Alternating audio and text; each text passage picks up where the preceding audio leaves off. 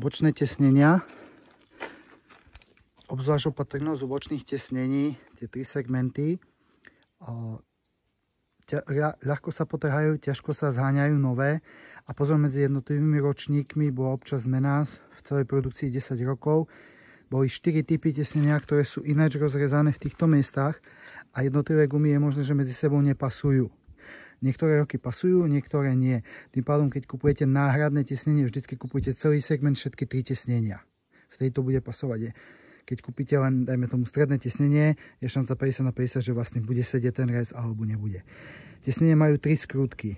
Jedna skrutka je tuná, pre to vrchné tesnenie skrytá. Druhá skrutka je tuná pre stredné tesnenie a pre ten bočné je skrutka znútra. Tá skrutka tu niekedy je, niekedy nie je. Vždy treba pozrieť, prejsť to tesnenie z hora dole. Niekde v tej druhej tretine smerom hore, tu býva skrutka. Keď je, vyskrutkovať, keď nie, nie je.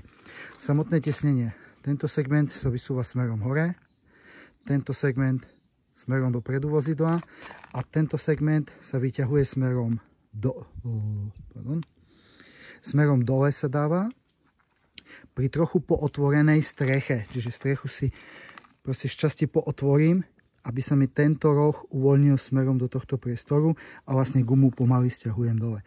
Keď ich spätne dávam, zase dávam pozor na to, ako ich dávam, nepotrhať tie drážky alebo tie vodiace železa je dobré namazať nejakým VDčkom alebo nejakým olejom, vazelinkou, niečím. Tu vidíme, jak už tesnenie sa trhá. To je špatné. Z vnútornej strany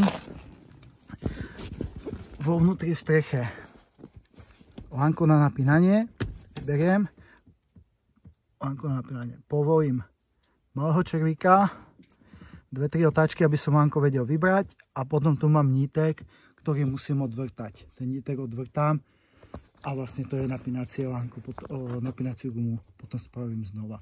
To isté je na druhej strane.